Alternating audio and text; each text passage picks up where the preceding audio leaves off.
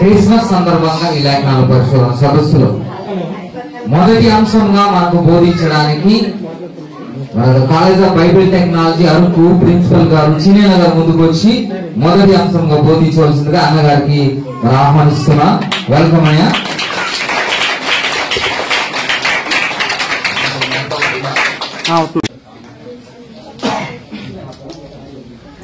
ముందుగా మనందరికీ ఆయు ఆరోగ్యమును అనుగ్రహించినటువంటి మన కరతల్లి దేవునికి ప్రభు యేసుక్రీస్తు వారి యొక్క పరిశుద్ధమైన నామములో తండ్రి అయిన దేవునికి కృతజ్ఞతాస్తుతులు తెలియజేస్తున్నారు. అలాగే లోలంగిపాడు క్రీస్తు సంఘం వారు నిర్వహిస్తున్నటువంటి ఈ యొక్క లేఖనాల పరిశోధన సదస్సులో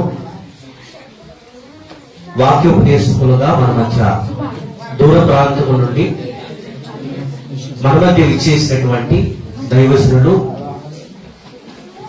అడిషనల్ డిప్యూటీ డైరెక్టర్ వీరస్ గారికి, అలాగనే ఈ ప్రాంతంలో ఆయా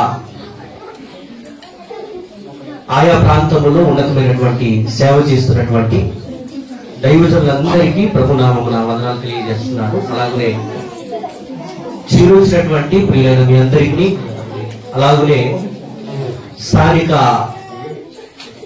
సంఘానికి, స్థానిక సంఘ దైవజనుడికి ప్రభునామమున వందనాలు తెలియజేస్తున్నాను.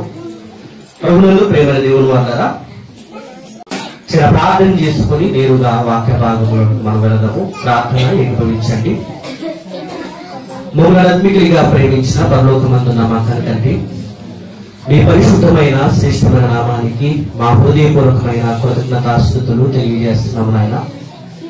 తండ్రి, గడిచిన దినములన్నీ సజీవ లెక్కల నుంచి కాచి కాపాడి సంరక్షించి ఇరుగు నాయన ఈ రోజు దినమున లోలంగిపాడు క్రీస్తు సంఘం వారు తండ్రి ఏర్పాటు చేసినటువంటి లేఖనాల పరిశోధన సదస్సులో తండ్రి ఇటు రీతిలో దైవజనులుగా తండ్రి మీ పిల్లలు విశ్వాసులుగా అనేక మంది కూడి తండ్రి మీ మాటలు నేర్చుకోవడానికి కృప చూపించారు. అందును బట్టి మీకు కృతజ్ఞతాస్తుతులు తెలియజేస్తున్నాం ఆయన. తండ్రి, ఈ సమయమందు మీ పిల్లలతో తండ్రి ఇరుగు నాయన మీ వాక్యాన్ని తండ్రి పంచుకోబోతుండగా మీ పిల్లలు మనసారా మీ వాక్యాన్ని వినగలిగే భాగ్యం అనుగ్రహించండి. చెప్పండి తండ్రి. ప్రియులైన మీ అందరికీ ప్రభు యేసుక్రీస్తు నామములో నా వందనాలు తెలియజేస్తున్నాను. ప్రభునందు ప్రేమైన దేవుని వారా లోలంగిపాడు క్రీస్తు సంఘం వారు ఏర్పాటు చేసినటువంటి ఈ లేఖనాల పరిశోధన సదస్సులో రెండు ప్రాముఖ్యమైనటువంటి అంశాలు ఏర్పాటు చేయడం జరిగింది. మన ఆత్మీయ జీవితానికి చాలా ప్రాముఖ్యమైనవి. మనం ఆత్మీయంగా ఎదగడానికి, మనల్ని ప్రోత్సహించడానికి చక్కటి అంశాలు ఏర్పాటు చేయడం జరిగింది.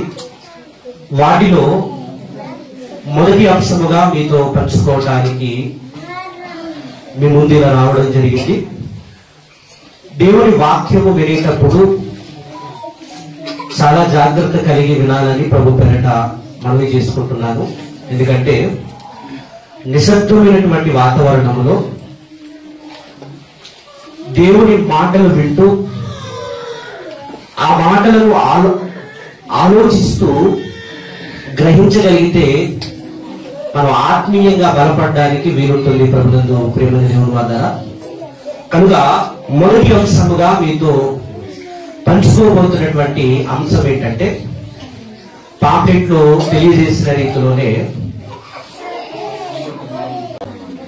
తండ్రి, కుమార, పరిశుద్ధాత్మలకు ఉన్న వ్యక్తిగత సంబంధాలు. వింటున్నారా? ఏం చెప్పాను నేను ఇప్పుడు? తండ్రి, కుమార, పరిశుద్ధాత్మలకు ఉన్న వ్యక్తిగత సంబంధాలు. ప్రభునందు ప్రేమైన దేవుని వల్ల ఈ వ్యక్తిగత సంబంధాల గురించి మనం ఆలోచన చేయగలిగితే, ఈరోజు చూడండి, ప్రతి కుటుంబంలో భార్యాభర్తలకు వ్యక్తిగత సంబంధం అనేది ఉంటుంది. భార్యాభర్తలకు మధ్య ఉన్న వ్యక్తిగత సంబంధాలు, ఎన్నో సంబంధాలు. అలాగనే భార్యాభర్తలతో పిల్లల మనకున్న వ్యక్తిగత సంబంధాలు. ఒక కుటుంబానికి మరొక కుటుంబానికి ఉన్న వ్యక్తిగత సంబంధాలు, మన బంధువులతో ఉన్నటువంటి వ్యక్తిగత సంబంధాలు, ఇలా అనేకమైనటువంటి వ్యక్తిగత సంబంధాన్ని కలిగి మనం భూమి మీద బ్రతుకుతున్నాం కదా. అనేక సంబంధాన్ని మనం పెంచుకుంటున్నాం ప్రభునందు ప్రేమైన దేవుని వల్ల. అయితే భూమి మీద ఉన్నటువంటి మనుషుల మధ్య ఉన్నటువంటి వ్యక్తిగత సంబంధాన్ని గురించి మనం తెలుసుకుంటున్నాం, చాలా మంచిది. కానీ మనల్ని భూమి మీద పుట్టించి మనకు కావలసిన ప్రతి దానిని అనుగ్రహించినటువంటి ఆ దేవునికిని, యేసుక్రీస్తు ప్రభుల వారికి, పరిశుద్ధాత్మునికి ఉన్న వ్యక్తిగత సంబంధాలు ఏంటి? ప్రభునందు ప్రేమైన దేవుని వల్ల వారి యొక్క వ్యక్తిగత సంబంధాన్ని గూర్చి గనక మనం తెలుసుకుంటే మన సంకల్పం ఏంటో, మన భూమి మీద ఎందుకు పుట్టామో, భూమి మీద మనుషుల మధ్య, కుటుంబాల మధ్య, బంధువుల మధ్య, స్నేహితుల మధ్య ఉన్న ఆ సంబంధం ఏంటో మనం తెలుసుకోవడానికి వీలుంటుంది. ప్రభునందు ప్రేమైన దేవుని వల్ల మనం అందరూ ఆలోచన చేయగలిగితే తండ్రైన దేవునికి, యేసుక్రీస్తు ప్రభుల వారికి, పరిశుద్ధాత్మునికి ఉన్న వ్యక్తిగత సంబంధాన్ని గురించి మనం ఆలోచన చేయగలిగితే మన సంకల్పం అంతా మనం తెలిసిపోతుంది. మనం ఆలోచన చేయగలిగితే అసలు తండ్రైన దేవునికి మనకు ఉన్న వ్యక్తిగత సంబంధం ఏంటి, యేసుక్రీస్తు ప్రభుల వారికి మనకున్న వ్యక్తిగత సంబంధం ఏంటి, పరిశుద్ధాత్మునికి మనకున్న వ్యక్తిగత సంబంధం ఏంటి, ఏ సంబంధాన్ని మనం కలిగి ఉన్నాం, ఏ సంబంధాన్ని బట్టి మన కొరకు ఈ సృష్టిని చేయడం జరిగింది. ఒకసారి ఆలోచన చేయండి. ఈరోజు భార్య భర్తలు అయితే వారు వివాహం చేసుకున్నారు కనుక వారు వ్యక్తిగత సంబంధాన్ని కలిగి ఉన్నారని చెప్పుకోవడానికి కదా. భార్య భర్తల జీవితంలో, వారి దాంపత్య జీవితంలో వారు ప్రేమానురాగాలు పెంచుకుంటున్న సందర్భంలో బిడ్డలు పుడితే ఆ పేగు బంధాన్ని బట్టి, ఆ రక్త బంధాన్ని బట్టి సంబంధం ఉందని చెప్పుకోవచ్చు. కానీ ప్రభునందు ప్రేమ దేవుని వల్ల అసలు తండ్రైన దేవునికి, యేసుక్రీస్తు ప్రభుల వారికి, పరిశుద్ధాత్మునికి వారితో మనకున్నటువంటి సంబంధం ఏంటి అని ఆలోచన చేయగలిగితే చాలా ఆశ్చర్యకరమైన విషయాలు బైబిల్ గ్రంథంలో మనం తెలుసుకోవచ్చు. మనకు దేవునికి ఉన్నటువంటి సంబంధాన్ని తెలుసుకునే ముందు అసలు తండ్రి, కుమార, పరిశుద్ధాత్మలకు ఉన్న సంబంధాలు ఏంటి అనేది మనం ఆలోచన చేయగలిగితే చూడండి ఒకసారి ఆదికాండము 1వ అధ్యాయము 26వ వచనాన్ని చూడండి ఒకసారి. ఆదికాండము 1వ అధ్యాయము 26వ వచనాన్ని చూడండి. దేవుడు మన స్వరూపమందు మన పోలిక చొప్పున నరులను చేయుదము. చాచా ఈ మాట ఇప్పుడు మనం ఆలోచన చేద్దాం. ఇక్కడ మన స్వరూపమందు మన పోలిక చొప్పున నరులను చేయుదము అంటున్నాడు. చూసారా, చేస్తాను అనటం లేదు, చేయుదము అంటున్నాడంటే అక్కడ ఏకవచనం ఉందా, బహువచనం ఉందా? బహువచనం ఉంది. అంటే ఒకరికి మించి మాట్లాడుతున్న సందర్భం అది. దేవుడు, తండ్రైన దేవుడు తనతో ఉన్నవారితో మాట్లాడుతున్నటువంటి సందర్భం ప్రభునందు ప్రేమ దేవుని వల్ల అక్కడ ఏమంటున్నాడంటే మన పోలిక చొప్పున మన స్వరూపమందు నరులను చేయుదము అంటున్నాడు. చూసారా, మనము అనే పదం చూస్తున్నాం. మనం అంటే ఎవరిని తీసుకోవచ్చు? మనము తండ్రి, కుమారుడు, పరిశుద్ధాత్ముడు. తండ్రి, కుమారుడు, పరిశుద్ధాత్ములకు ఉన్నటువంటి ఆ సంబంధం అక్కడ కనబడుతుంది ప్రభునందు ప్రేమ దేవుని వల్ల.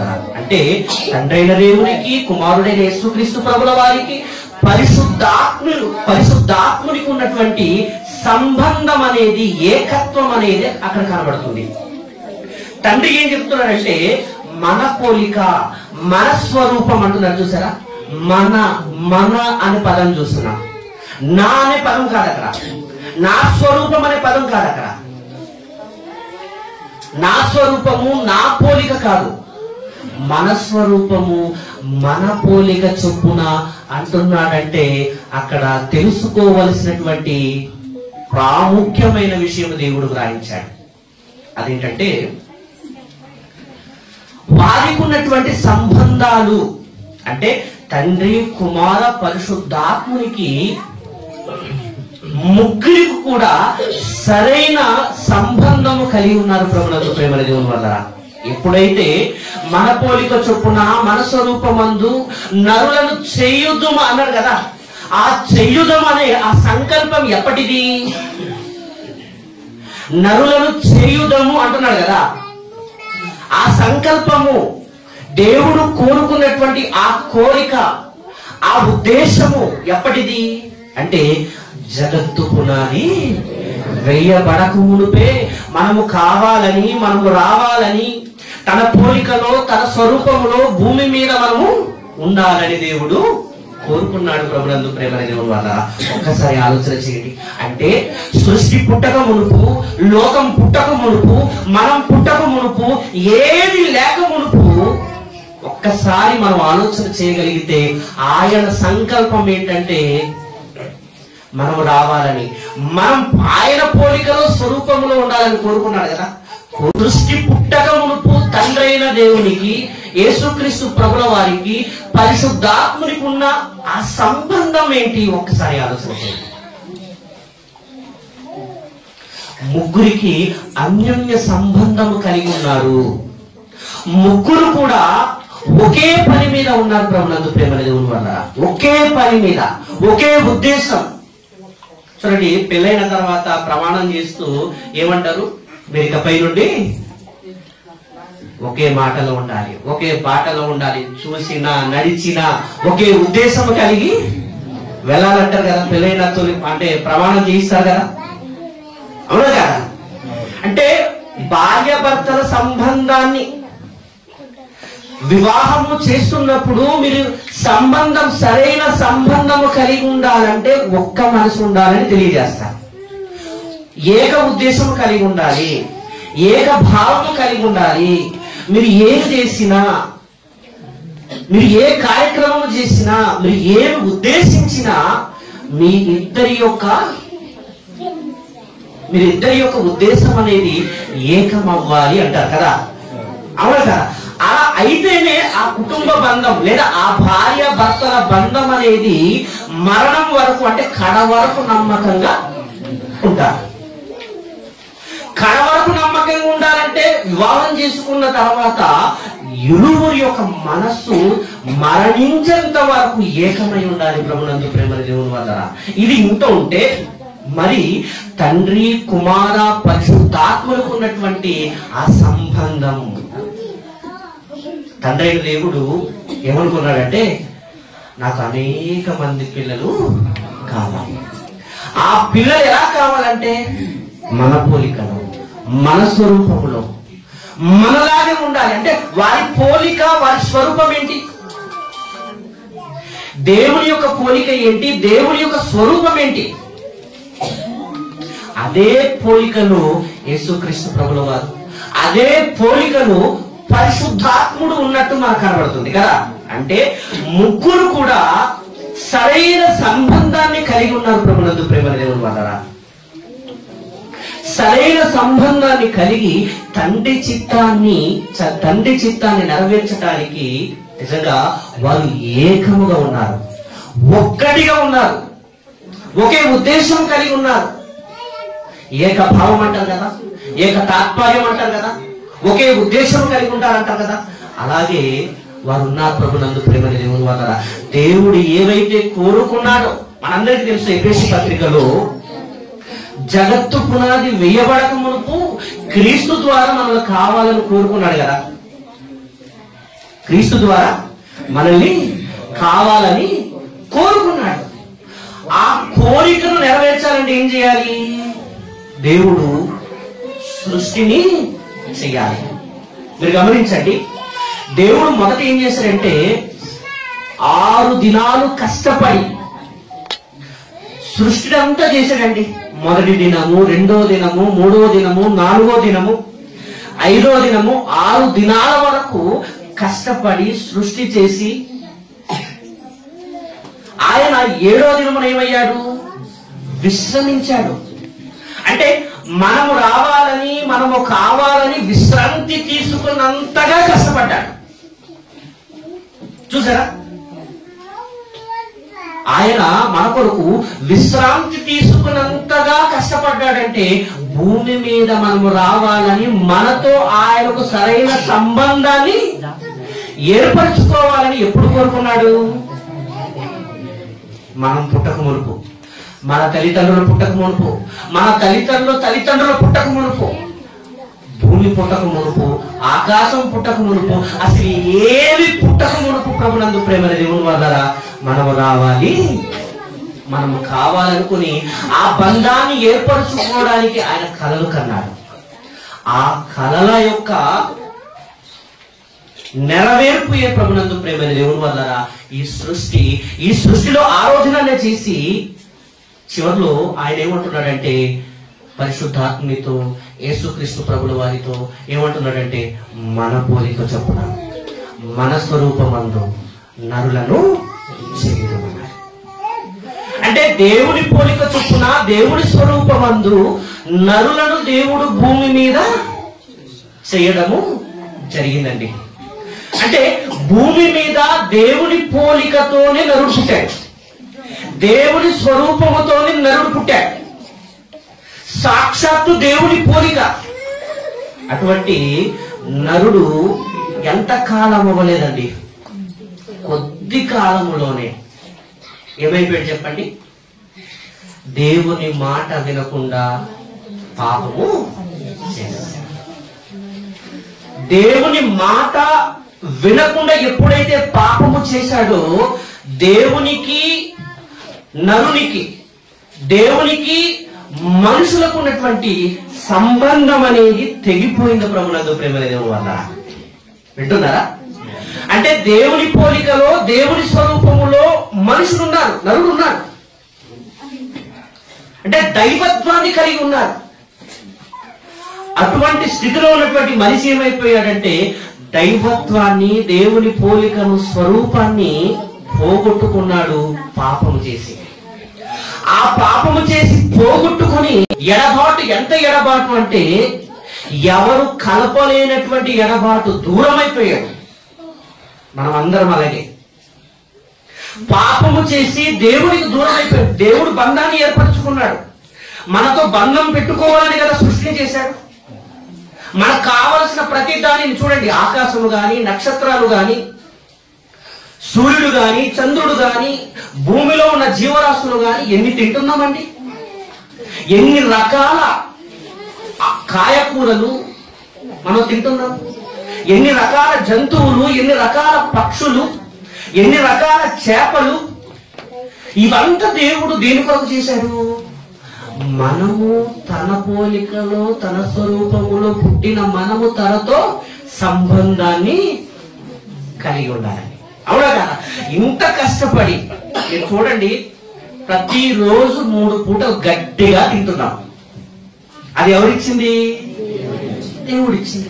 ఆయన ఎందుకు ఇవ్వాలి చెప్పండి? ఆయనకు మాకున్న సంబంధం ఏంటి? ఆయనకు మీకున్న సంబంధం ఏంటి? ఆయన మీ కొరకు, మనందరి కొరకు ఆకాశం ఎందుకు చేయాలి, సూర్యుని ఎందుకు చేయాలి, చంద్రుని ఎందుకు చేయాలి, భూమిని ఎందుకు చేయాలి, భూమిలో ఉన్న జీవరాశులను ఎందుకు చేయాలి, ఆ జీవరాశులను మనం అనుభవించి మనం ఎందుకు సంతోషించాలి? సరే ఆలోచన చేయండి.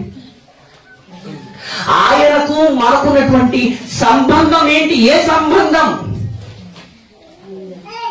తన పోలిక, తన స్వరూపం. అంటే చక్కటి సంబంధాన్ని ఏర్పరచుకున్నటువంటి మనిషి ఏమైపోయాడంటే పాపము చేసి దేవునికి దూరం అయిపోయాడు. మనందరికీ తెలుసు కదా, ఈ తోట చెట్లలో పండ్లలో నిరభ్యంతరంగా ఏదైనా తినొచ్చు, కానీ తోట మధ్యలో ఉన్న ఆ చెట్టును గురించి జాగ్రత్త. నువ్వు తినొద్దన్నాడు, తినుదినముగా నిశ్చయముగా చచ్చేదము అన్నాడు. చూసారా, నువ్వు తింటే చచ్చిపోతావు. చావంటే ఏమనుకుంటున్నారు? ఎడబాటు, దూరం అవ్వటం. అంటే దేవునికి మనుషులకి ఏం జరిగింది అక్కడ? ఎడబాటు. ఉన్న బంధం అనేది పోయింది. ప్రభునందు ప్రేమల దేవుని వల్ల ఆ దైవత్వము బంధము, ఆ దేవుని పోలిక అనే బంధము ఏమైపోయింది చెప్పండి? పాపము చేసిన తర్వాత పోయింది. దేవుని ఉద్దేశము గనక మనకు అర్థమైతే మరలా ఆ తెగిపోయిన బంధాన్ని మరలా దేవుడు కలుపుకోవటానికి ప్రయత్నం చేస్తున్నాడు. పాపము చేసి మనిషి దూరం అయిపోయాడు, బంధాన్ని తెంపేసుకున్నాడు. బంధం అనేది తెగిపోయింది.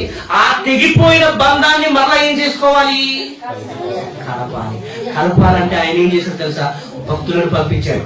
సమయం లేదు కనుక నేను దూకేగా చెప్తున్నాను. భక్తులను పంపించాడు. ఆ తెగిపోయిన బంధాన్ని కలపటానికి భక్తులను పంపించాడు, ప్రవక్తలను పంపించాడు, గొప్ప గొప్ప వ్యక్తులను పంపించాడు. తనతో దగ్గర పెట్టుకోవడానికి ప్రభునందు ప్రేమని మన అందరికీ తెలుసు. ఆ బంధము తెగిపోవడానికి గల కారణం ఏంటంటే మన పాపమే, మనం చేస్తున్నటువంటి పాపమే. అంటే మనం పాపము చేస్తున్నామంటే దేవునికి దగ్గర అవుతున్నామా, దేవునికి దూరం అవుతున్నామా? నేనైనా మీరైనా మరి ఎవరైనా భూమి మీద పుట్టిన మనిషి పాపము చేస్తున్నాడంటే దేవుని యొక్క సంబంధాన్ని ఏం చేసుకుంటున్నాడు? దూరం చేసుకుంటున్నాడు, కట్ చేసుకుంటున్నాడు. అంటే పాపము చేస్తే దేవునికి మనకున్నటువంటి బంధం అనేది ఏమైపోద్ది? తెగిపోద్ది. ఆ తెగిపోయిన బంధం, ఒక మాట చెప్పాలంటే నోహవు గారి కాలంలో గాని ఆదాము హవ్వలు పాపము చేసిన సందర్భం గాని నోవాహు దినములు ఏం జరిగింది? జనులు తినుచు త్రాగుచు పెండి చేసుకొనుచు పెండికిచ్చుచు నుండి జలప్రలయం వచ్చి కొట్టుకున్నంత పోయేంత వరకు ఎరుగకపోయి, అంటే తెలియలేదటండి. అప్పుడు దేవుడు వారందరినీ చూశాడు. చూసి వారు తింటూ త్రాగుతూ పెండ్లి చేసుకొనుచు పెండ్లికిచ్చుచు నుండి జలప్రలయం వచ్చేంత వరకు తెలియలేదంటే వారు మునిగిపోయేదేంటి? పాపానికి మునిగిపోయినప్పుడు దేవుడు తన హృదయంలో నొచ్చుకున్నాడటండి. ఆ మాట ఎంత మనకు అర్థమైన వారికి ఆ బాధ అనేది తెలుస్తుంది. నరుల చెడుతనపు భూమి మీద గొప్పదనియు వారి హృదయం యొక్క తలంపులలోని ఊహంత కేవలము. అంటే నరుల హృదయంలో దేవుడు చూశాడు, నేను నా పోలికలు మా స్వరూపములు చేస్తే మాతో బంధాన్ని కలిగి ఉంటారనుకుంటే వీరు హృదయం యొక్క తలంపులు కేవలం చెడ్డదని హృదయంలో నొచ్చుకొని వీరినిగా భూమి మీద ఉంచకూడదు. అంటే అంత బాధపడ్డానికి గల కారణం ఏంటి? బంధము తెగిపోతున్నప్పుడు, బంధము దూరం అయిపోతున్నప్పుడు దేవుడు నొచ్చుకున్నాడండి. ఒకసారి ఆలోచన చేయండి. మీ కుటుంబ బంధాల్లో మీ పుట్టిన పిల్లలు కానీ, మీ అమ్మ నాన్నలు కానీ, లేదా ఎవరైనా సరే మాకు దూరం అవుతున్నారంటే ఆనందిస్తారా? మీకు పుట్టిన బిడ్డలు మీకు దూరం అయితే అంతగా మీకు బాధ ఉన్నప్పుడు, మరి ఆత్మలను కన్న తండ్రి, ఆ తండ్రికి తన పోలికలో తన స్వరూపంలో పుట్టిన పిల్లలము కదా, వారు దూరం అయితే దేవుడు హృదయం ఎలా ఉంటుందో ఒకసారి ఆలోచించండి. అంటే ప్రభునందు ప్రేమ దేవుని వల్ల మనుషులందరూ ఏమైపోతున్నారంటే దేవుని బంధాన్ని తెగివేసుకొని పాపము చేసి దేవునికి దూరం అయిపోతున్నప్పుడు దేవుడు కలత చెందుతున్నాడు. అయ్యో నా పిల్లలు నాశనానికి వెళ్ళిపోతున్నారు, వీరిని ఎలా కాపాడుకోవాలి, తెగిపోయిన బంధాన్ని మరలా ఎలా కలపాలి అని దేవుడు మరలా ఉద్దేశిస్తున్నాడు. ప్రభునందు ప్రేమ దేవుని వల్ల సామెతల గ్రంథము 24వ అధ్యాయము 11వ వచనం చూడండి ఒకసారి. సామెతల గ్రంథము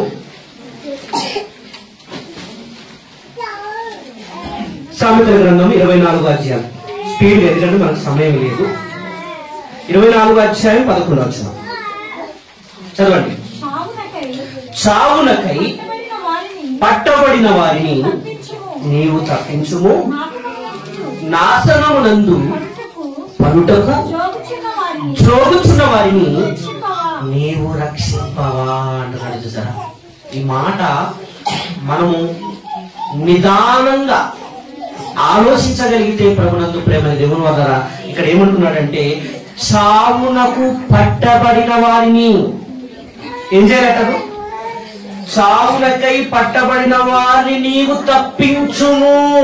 అంటే మనుషులందరూ దేవుని ఉద్దేశంలో మనం ఆలోచన చేయగలిగితే పాపము చేస్తున్నటువంటి మనుషులందరూ చావునకు పట్టబడిన వారట, చావడానికి సిద్ధమవుతున్న వారట. వారిని ఏం చేయమంటున్నాడు? తప్పించాలట. అంటే చనిపోతున్న వారిని తప్పించాలంటే మన వల్ల అవుద్దా? చెప్పండి, మన వల్ల అవుద్దా? అవ్వదు. ప్రభునందు ప్రేమ దేవుని వల్ల మళ్ళా కింద ఏమంటున్నాడు? నాశనమునందు పడుటకు జోగుచున్న వారిని నీవు రక్షింపవా అంటున్నాడు. అంటే అనేక మంది ఏమైపోతున్నారంటే చావునకు పట్టబడుతున్నారు, నాశనమునందు పడుటకు జోగుతున్నారంటే సిద్ధంగా ఉన్నారట. అటువంటి అగ్నిలో, ఆ నరకం అనేటువంటి అగ్నిలో పడిపోతున్న వారిని ఏం చేయాలి? రక్షించాలట. అండి ఆ అగ్నిలో నుండి కాపాడాలట. అంటే మనము ఏమై ఉండాలి? మనము కూడా మనం ఆ రక్షణలోనికి ఉంటే మరొకరిని కాపాడడానికి వీలుంటుంది. ప్రభునంతో ప్రేమ దేవుని వల్ల ఇలా మనం ఆలోచించుకుంటూ వెళితే దేవుడు ఏం చేశాడంటే చావులకు పట్టబడిన వారిని, నాశనమునందు పడుటకు జోగుచున్న వారిని కాపాడటానికి దేవుడు భక్తులను పంపించాడు, ప్రవక్తలను పంపించాడు, అనేక మందిని పంపించి ఎలాగైనా తన పిల్లలను తనతో సంబంధాన్ని కలపాలని ఎన్నో ప్రయత్నం చేశాడు. ప్రభునందు ప్రేమ దేవుని వల్ల చేస్తున్నాడు కూడా. ఆ చేసే ఒక ప్రయత్నంలో మనం చూడగలిగితే యేసుక్రీస్తు ప్రభువారు తండ్రి దేవుడు కోరుకుంటారు, నేను ఎవరిని పంపేదను, నా నిమిత్తము ఎవరు పోవునని యెషయా ప్రవక్త చెప్తాడు కదా. నేనున్నాను ప్రభువా, నేను వెళతానని యెషయా ప్రవక్త చెప్తాడు. యెషయా ప్రవక్త ఎలాగైతే నేనున్నాను ప్రభువా, నేను వెళతానని ఎలాగైతే చెప్పాడో అలాగే యేసుక్రీస్తు ప్రభుల వారు తండ్రితో ఉన్నటువంటి వ్యక్తిగత సంబంధాన్ని కలిగి ఉన్న ఆయన, తండ్రి ఉద్దేశాన్ని, తండ్రి కోరికను, తండ్రి యొక్క సంకల్పాన్ని తెలుసుకున్న ఆయన, తండ్రి బాధపడుతుంటే, నొచ్చుకుంటుంటే ఎక్కడైతే వారి పోలికను పోగొట్టుకున్నారో వారిని కాపాడటానికి భూమి మీద యేసుక్రీస్తు ప్రభుల వారు రావడం జరిగింది. ప్రభునందు ప్రేమ దేవుని వల్ల అంటే తెగిపోయిన సంబంధాన్ని ఏం చేయడానికి వచ్చాడు? కలపడానికి వచ్చాడు. తెగిపోయిన సంబంధాన్ని కలపటానికి తండ్రి ఉద్దేశాన్ని తెలుసుకొని యేసుక్రీస్తు ప్రభుల వారు భూమి మీద వచ్చి ఆయన జీవితం చూస్తే ప్రభునందు ప్రేమ దేవుని వల్ల నిజంగా ఆశ్చర్యం అనిపిస్తుంది. ఆయన ఎటువంటి వాడు? ఆదియందు వాక్యముండెను, వాక్యము దేవుడి యొద్ద ఉండెను, వాక్యము దేవుడై ఉండెను. అంటే దేవుడై ఉన్న వాక్యము, దేవుని యొద్ద ఉన్న వాక్యము, దేవునితో సంబంధాన్ని కలిగి ఉన్న వాక్యము, ఆ దేవుని యొక్క ఉద్దేశాన్ని, సంకల్పాన్ని, తండ్రి పడుతున్న బాధను తెలుసుకొని దేవునికి దూరం అయిపోతున్న వారిని, అంటే తన పోలిక, అంటే మన పోలిక మన స్వరూపం అన్నారు కదా, ఆ వారి పోలికను పోగొట్టుకున్న వారిని మరలా దేవుని పోలికలోనికి తేవటానికి యేసుక్రీస్తు ప్రభుల వారు భూమి మీద ఆయన యొక్క గొప్పతనాన్ని విడిచి భూమి మీద శరీరధారి వచ్చే ప్రభునందు ప్రేమ దేవుడు ఉన్నారు. ఒక్కసారి ఆలోచించండి. అంటే మీరు గమనించండి, తండ్రికి యేసుక్రీస్తు ప్రభుల వారికి ఉన్న సంబంధం అక్కడ కనబడుతుంది. యెహోవా దేవునికి యేసుక్రీస్తు ప్రభుల వారికి ఉన్న సంబంధం అంటే తండ్రితో పాటు సరైన సంబంధం కలిగిన వ్యక్తి యేసుక్రీస్తు ప్రభుల వారు తండ్రి మనసును తెలుసుకొని భూమి మీద నాశనానికి వెళుతున్న వారిని కాపాడటానికి ఆయన రిక్తునిగా ఏమీ లేకుండా భూమి మీద పుట్టాడు. ప్రభునందు ప్రేమ దేవుని వారు ఒక మాట గమనించండి. ఇక్కడ ఏంటంటే ఆయన శరీరధారిగా భూమి మీద వచ్చాడు కదా. వచ్చిన ఆయన ఎలా వచ్చాడు అనుకుంటున్నారు? మనమైతే ఇదిగోండి, మనం చక్కగా వేసుకోవడానికి బట్టలు ఉంది, ఉండడానికి ఇల్లు ఉంది, తినడానికి ఆహారం మనకుంది. కానీ యేసుక్రీస్తు ప్రభుల వారి గురించి మనం ఆలోచన చేస్తే ఆయన రిక్తుడిగా, ఆయన మనుషుల పోలికగా పుట్టి దాసుని స్వరూపమును ధరించుకొని తన్ను తాను ఏమైపోయాడట? రిక్తునిగా పుట్టాడట. రిక్తునిగా అంటే ఏమీ లేని వాడిగా పుట్టాడండి. ఉదాహరణ మీకు తెలియజేస్తాను. మరియమ్మ గురించి ఆలోచన చేస్తే, మరియమ్మ గారి గురించి ఆలోచిస్తే, మరియమ్మ ఏమైనా ధనవంతుల కుటుంబంలో పుట్టిందా? మనలో చాలా మంది వారి తల్లిదండ్రుల స్థితిని చూసి, అయ్యో నేను ధనవంతుల కుటుంబంలో పుట్టి ఉంటే బాగుండు, వీరి గర్భాన పుట్టి నేను చాలా ఇబ్బంది పడుతున్నాను అనుకునే వాళ్ళు మనలో లేరా చెప్పండి? నేను స్వయంగా విన్నానండి. నేను స్వయంగా ఒక మాట విన్నాను. అదేంటంటే మా తల్లిదండ్రులు లేని గర్భంలో నేను పుట్టడం వల్ల నా పొజిషన్ ఈరోజు సరిగ్గా లేదని వారికి వారు బాధపడేవారు చాలా మంది ఉన్నారు. వారిలో నేను ఒకరే చూశాను. చాలా మంది ఎలా ఉంటున్నారంటే, నేను ఒక టీచర్ గర్భంలో పుట్టి ఉన్నా బాగుండేమో, నేను ఒక లాయర్ గర్భంలో పుట్టిన్నా బాగుండేమో, లేదా ఒక డాక్టర్ గర్భంలో పుట్టుంటే బాగుండేమో, నేను సినీ నటుడు గర్భంలో పుట్టుంటే బాగుండేమో, నా పొజిషన్ అంతా కార్లో తిరిగి బంగాళాలో హాయిగా పడుకుందును, హాయిగా సుఖముతో జీవిద్దును అనుకునేవారు లేదా చెప్పండి? కానీ యేసుక్రీస్తు ప్రభువు వారు అలా కాదట. ఆయన ధనవంతుడై ఉండి మనలను, ఆ దారిద్ర్యంలో మనలను ధనవంతులుగా చేయటానికి ఆయన ఎలా వచ్చాడట? దరిద్రుడుగా, రిక్తుడుగా భూమి మీద రావడం జరిగింది. ప్రభునందు ప్రేమ మరియమ్మ గారి జీవితాన్ని ఆలోచన చేయగలిగితే, ఏమి కనీసము యేసుక్రీస్తు ప్రభువు వారు పుట్టితే ఎక్కువ ఖరీదుతో కొన్ని బలి అర్పించడానికి కూడా లేదు ఆమె చేతిలో. పావురాన్ని పెట్టిందంటే పావురాన్ని ఎవరు బలి అర్పిస్తారు? లేని వారు ఇస్తారండి. అంటే మరియమ్మ గారు లేని కుటుంబంలో పుట్టింది. యేసుక్రీస్తు ప్రభుల వారు కూడా ఆమె గర్భంలోనే రావడం జరిగింది. మనమైతే ఫలానా ఇలాంటి కుటుంబంలో పుట్టుంటే మన ఊహరికి అవధులు ఉండవు.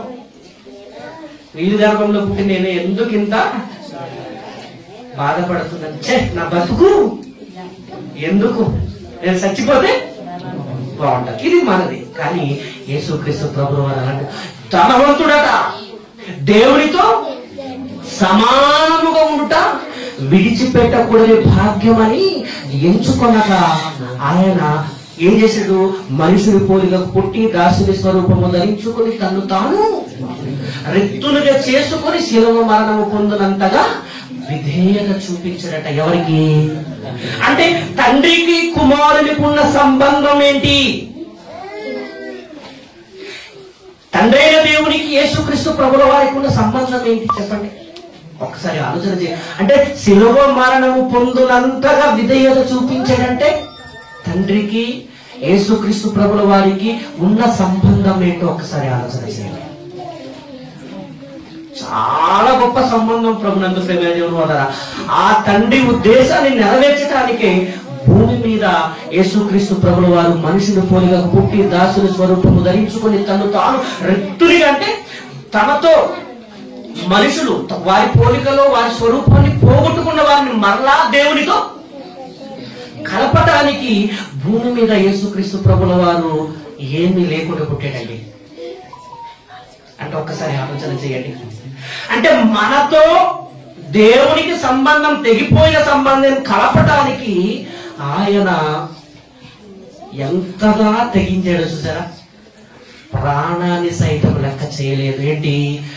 దేవునితో ఉన్న సంబంధాన్ని కలపటానికి, తెగిపోయిన సంబంధాన్ని కలపటానికి ప్రాణాన్ని తెగించాడు ప్రభునందు ప్రేమ దేవుడు వల్ల.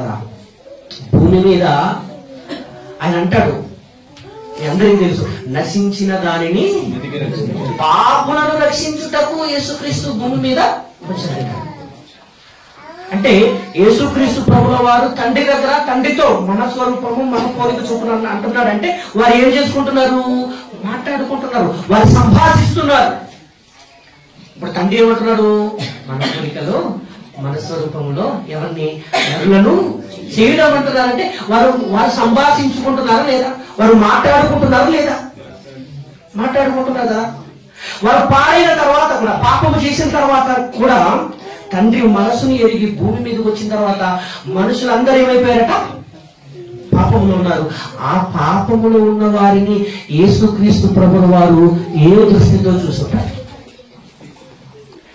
మనమైతే ఒకరు మన ఎదుట ఎవరైనా పాపం చేశారనుకోండి, వారిని మనం ఎలా చూస్తాం చెప్పండి? మనం ఏం చేస్తామంటే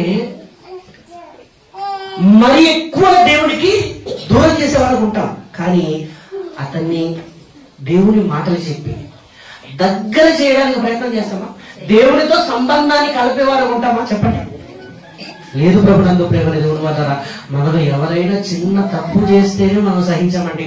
అలాంటిది యేసుక్రీస్తు ప్రభుల వారి భూమి మీద ఉన్న మనుషుల పాపాలన్నింటినీ క్షమించడానికి వచ్చేటంటే ఆయన ఎలా లోకాన్ని చూస్తుంటాడు?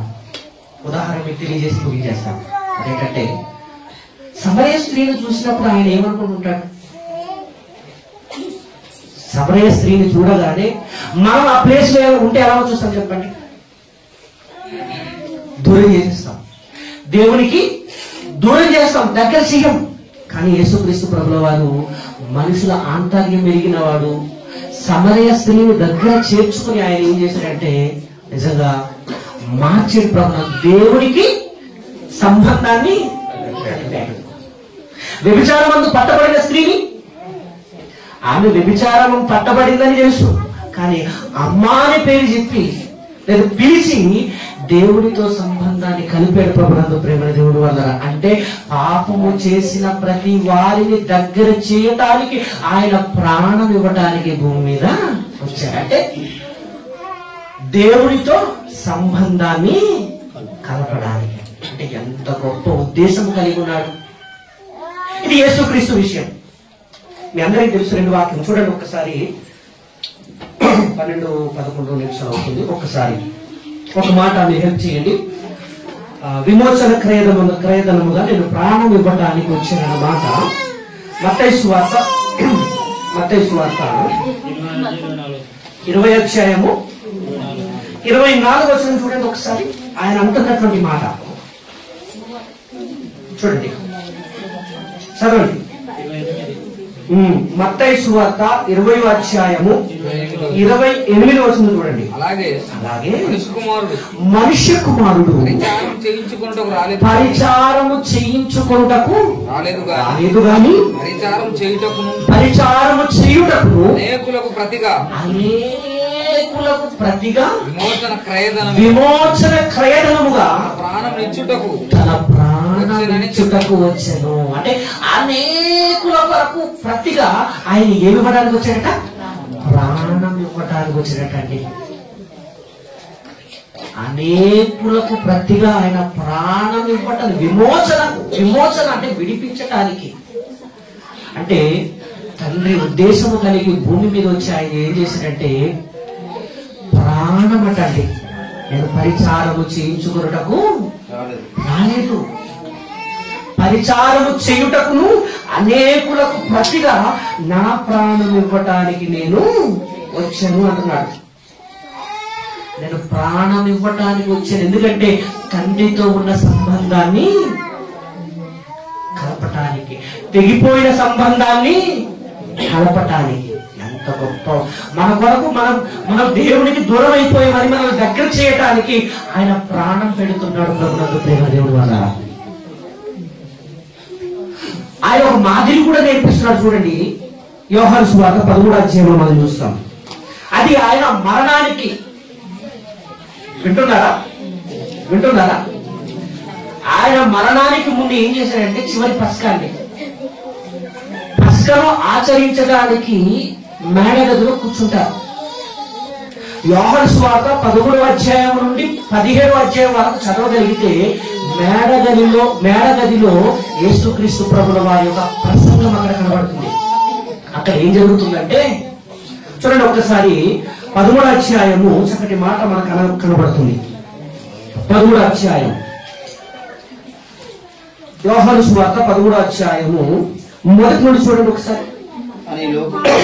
తాను ఈ లోకము నుండి తండ్రి యొద్దకు వెళ్ళవలసిన గడియ వచ్చినని యేసు పస్కా పండుగకు ముందే ఎరిగిన వాడై లోకములనున్న తన వారిని ప్రేమించి వారిని అంతం వరకు ప్రేమించను. చూసారా, అంటే ఆయన మరణానికి ముందు తన వారందరినీ ప్రేమిస్తున్నాడు. ప్రేమిస్తూ పస్కాలో కూర్చుంటారండి. వింటున్నారా? పస్కాలో కూర్చున్నప్పుడు అక్కడ ఆయన ఏం చేస్తాడంటే పరిచర్య చేస్తాడు. పరిచారణ చేయించుకున్నటకు రాలేదు, పరిచారణ చేయుటకు అంటున్నాడు కదా. పరిచారణ చేయుటకు అంటున్నాడు అంటే ఇక్కడ శిష్యుల పాదములను కడుగుతున్నాడండి. శిష్యుల పాదాలు కడుగుతూ శిష్యులను మాదిరి నేర్పిస్తూ మీరు నా శిష్యులుగా పిలువబడాలంటే మీలో ఏముండాలంటే ప్రేమ ఉండాలంటాడు. 14వ అధ్యాయం వచ్చేసరికి ఏమంటాడంటే నేను తండ్రి వద్దకు వెళ్ళిపోతున్నాను, నేను స్థలమును సిద్ధపరచ వెళుతున్నాను, నేనుండే స్థలములో మీరు ఉండులాగున. అంటే ఎక్కడికి ప్రభు అంటే అది మీకు తెలీదు. నేనే మార్గం, నేనే సత్యం, నేనే జీవం, నా ద్వారా నే తప్ప తండ్రి యొద్దకు ఎవడు. చూడండి, తండ్రి యొద్దకు బంధం కలుపుకోవాలని ఎవరైనా చెప్పండి. నేనే సత్యం, నేనే మార్గం, నేనే జీవం, నా ద్వారానే తప్ప. అంటే తండ్రితో బంధాన్ని ఏర్పరచాలంటే ఎవరి వలన కాదు, యేసుక్రీస్తు ప్రభుల వారి వల్లనే. ప్రభునందు ప్రేమ వలన నా ద్వారానే తప్ప తండ్రి యొద్దకు ఎవడును రాలేడు. నేను వెళ్ళిపోతున్నానంటే ఫిలిప్ ఏమంటాడంటే తండ్రిని కనపరచంటాడు, నన్ను చూస్తే తండ్రిని చూసినట్టు అంటాడు. బా ఏంటండి ఆయన వెళ్ళిపోతే ఏమంటాడు తెలుసా? ఆయన వెళ్ళిపోతూ మీకు తండ్రితో బంధం ఏర్పడాలంటే నేనే మార్గము, నేనే సత్యము, నేనే జీవము, నా ద్వారా అన్నాడు కదా. వెళ్ళిపోతూ ఏమన్నాడంటే మిమ్మల్ని అనాథలుగా విడిచిపెట్టను. నేను వెళ్ళిపోతున్నాను మీకు స్థలం సిద్ధపరచడానికి, అయితే మిమ్మల్ని అనాథలుగా విడిచిపెట్టను, వేరొక ఆదరణకర్తను పంపుతాను. ఇక్కడ మరొక సంబంధాన్ని కలుపుతున్నాడండి. మరొక సంబంధం ఎవరు? పరిశుద్ధాత్ముడు ఎంటర్ అవుతున్నాడు. అంటే మీరు చూడండి, తండ్రి కుమార పరిశుద్ధాత్ముని యొక్క వ్యక్తిగత సంబంధం ఎలా ఉందంటే పాపములో పడి దేవునికి వారి పోలిక వారి స్వరూపాన్ని పోగొట్టుకున్న వారిని కాపాడటానికి తండ్రైన దేవుడు యేసుక్రీస్తు ప్రభుల వారు పరిశుద్ధాత్ముడు ఎంతటి ఏకత్వము కలిగి ఒక్క పని మీద ఉన్నారండి, చక్కటి బంధము కలిగి. అంత గొప్ప విషయం అవునా కదా? అంటే మనకు అంటే తండ్రైన దేవునికి యేసుక్రీస్తు ప్రభుల వారికి పరిశుద్ధాత్మునికి వారితో మనకున్న సంబంధం ఏంటి? అసలు మనం ఏమవుతాము? మన కొరకు వారంతా ఎందుకు చేయాలి? మనము వారికి దగ్గర అవటం వల్ల లాభం ఏంటి? ఒకసారి ఆలోచన చేయండి. ప్రభునందు ప్రేమని దేవుడు మనతో బంధం ఏర్పరచడానికి యేసుక్రీస్తు ప్రభువు వారు ప్రాణం ఇస్తున్నాడు. ఏమో మాట చెప్పాలంటే మనల్ని దేవునితో బంధం ఏర్పరచడానికి పరిశుద్ధాత్ముడు చూడండి ఒకసారి ఎంతగా చెప్తాడో మాట చెప్పి నేను ముగించేస్తాను. కొద్ది సమయము ఏమనుకోవద్దు, చక్కటి విషయాలు ఓకేనా? చూడండి ఒకసారి 14వ అధ్యాయము 16వ వచనము 17వ వచనం చూడండి ఒకసారి. అంటే యేసుక్రీస్తు ప్రభువు వారు తండ్రి యొద్దకు కుడి పార్శ్వన వెళ్ళిపోతారు. చనిపోయిన తర్వాత ఒక మాట అంటాడండి, క్షమించండి మీరు రెండు ఒక్కసారి. ఆయన 17వ అధ్యాయము 4వ వచనం చూడండి. ఆయన తన వెళ్ళిపోతున్నాడు కదా, తన పనంతటి ముగించి ఏమంటున్నాడంటే చేయుటకు నీవు నాకు ఇచ్చిన పనిని నేను సంపూర్ణంగా నెరవేర్చి భూమి మీద నిన్ను మహిమ పరిచితిని అంటున్నాడు. చూసారా? అంటే తండ్రైన దేవుడు యేసుక్రీస్తు ప్రభువు వారికి అప్పగించిన పని, ఆ పని ఏంటి? తెగిపోయిన సంబంధాన్ని, ఆ బంధాన్ని కలపడానికి. ఆ పని అయిపోయింది. తండ్రి, నేను నీ యొద్దకు వస్తున్నాను, నన్ను మహిమపరచుకో. నీ యొద్ద ఏ మహిమ ఉందో ఆ మహిమతో నన్ను మహిమపరచుము అంటున్నాడు. మరొక మాట అంటాడు. అక్కడ ఏమంటాడంటే యేసుక్రీస్తు ప్రార్థనలో 21వ వచనం చూడండి. మరియు నీవు నన్ను పంపితివని లోకము నమ్మునట్లు తండ్రి, నా యందు నీవును నీ యందు నేనును ఉన్నలాగున వారును మన యందు ఏకమై ఉండవలనని వారి కొరకు మాత్రం నేను ప్రార్థించలేదు. వారి వాక్యం వలన నా యందు విశ్వాసం ఉంచు వారందరూ ఏకమై ఉండవలనని వారి కొరకు ప్రార్థించుచున్నాను అంటున్నాడు. అంటే యేసుక్రీస్తు ప్రభువు ఏం కోరుకుంటున్నారు? మేము ఏకమై బంధం కలిగి ఉన్నాము కదా, ఏక బంధం కలిగి ఉన్నాము కదా. నీవును నేను ఏకమై ఉన్నలాగున వారును వాక్యమందు ఏమవరట. ఏకమంటే ఏంటి? బంధం. అంటే తండ్రి, కుమార, పరిశుద్ధాత్మలతో మనము బంధము కలిగి ఉండాలట. ప్రభునందు ప్రేమ దేవుని వాళ్ళ ఒక్కసారి ఆలోచన చేయండి. అంటే యేసుక్రీస్తు ప్రభువు వారు భూమి మీద రావడానికి గల కారణం ఏంటంటే తండ్రితో తెగిన బంధాన్ని కలపడానికి. ఇది ఈయన పాత్ర అయితే, యేసుక్రీస్తు పాత్ర అయితే, మరి పరిశుద్ధాత్ముని పాత్ర 14వ అధ్యాయము 16వ వచనం చూడండి. నేను తండ్రిని వేడుకొందును, నీ యొద్ద ఎల్లప్పుడూ ఉండుటకై వేరొక ఆదరణకర్తను అనగా సత్యస్వరూపి అయిన ఆత్మను మీకు అనుగ్రహించును. లోకము ఆయనను చూడదు, ఆయనను ఎరుగదు కనుక ఆయనను పొందనేరదు. మీరు ఆయనను ఎరుగుదురు, ఆయన మీతో కూడా నివసించుచు మీలో ఉండను. మిమ్మును అనాథలుగా మిమ్మును అనాథలుగా అంటే ఎవరికి తోడుగా మరణిస్తున్నాడు వెళ్ళిపోతూ? పరిశుద్ధాత్ముడట. ఇక్కడ ఏం చెప్తున్నాడంటే మీ వద్ద ఎల్లప్పుడూ ఉండుటకు వేరొక ఆదరణకర్త మిమ్మల్ని ఆదరించి నడిపించి మీతో ఎల్లప్పుడూ ఉండడానికి, దేవుడితో బంధాన్ని ఏర్పరచడానికి పరిశుద్ధాత్ముని మీకు ఇస్తున్నాను అంటున్నాడండి. ఆయన వచ్చిన తర్వాత అంట ఏం చెప్తున్నాడంటే చాలా విషయాలు ఉన్నాయి ఆయన గురించి మనం ఆలోచన చేయగలిగితే. పరిశుద్ధాత్ముడు భూమి మీద వచ్చిన తర్వాత యేసుక్రీస్తు వెళ్ళిపోతున్నాడు కదా. ఈ సందర్భంలో యేసుక్రీస్తు ప్రభువు వెళ్ళిపోతూ ఆదరణకర్తను ఇస్తున్నాడు. ఆయన అనాథలో మనల్ని విడిచిపెట్టాడు కదా. ఆయన వచ్చాక పాపమును గూర్చి, నీతిని గూర్చి, తీర్పును గూర్చి ఒప్పింప చేసుకుంటాడట. అంటే మనం సరి చేసుకుంటాడట. సరైన మార్గంలో దేవునితో సరైన సంబంధాన్ని ఏర్పరచడానికి ఎవరు కావాలి? పరిశుద్ధాత్ముడు. ఒక్కసారి ఆలోచన చేయండి. అంటే తెగిపోయిన బంధాన్ని కలుపుతున్నాడు ప్రభునందు ప్రేమ దేవుని వల్ల. అంటే ఆయన ఎంత తెగిస్తున్నాడో మనం ఆలోచన చేయగలిగితే భూమి మీద వచ్చి ఎల్లప్పుడూ ఉంటాడటండి. మనల్ని సర్వసత్యంలోనికి నడిపిస్తాడనే మాట ఉంటుంది. 16వ అధ్యాయం 13వ వచనం చూడండి. అయితే ఆయన అనగా సత్యస్వరూపైన ఆత్మ వచ్చినప్పుడు మిమ్మల్ని సర్వసత్యములోనికి నడిపించును. ఆయన తనంతట తాను ఏమీ బోధింపక వేటిని వినును వాటిని బోధించి సంభవింపబో సంగతులన్నిటినీ తెలియజేయు. చూసారా? అంటే ఒక మాట గమనించండి. పరిశుద్ధాత్ముడు వచ్చాడంటే సర్వసత్యములోనికి నడిపిస్తాడట. అంటే అంతకు ముందు ఉన్నదేంటి? సత్యం. కానీ పరిశుద్ధాత్ముడు వస్తే సర్వసత్యములోనికి నడిపిస్తాడట. ఆయన వచ్చి సర్వసత్యములోనికి నడిపిస్తాడన్నాడు కదా.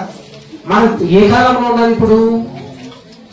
సర్వసత్యము వచ్చిన కాలంలో ఉన్నాము.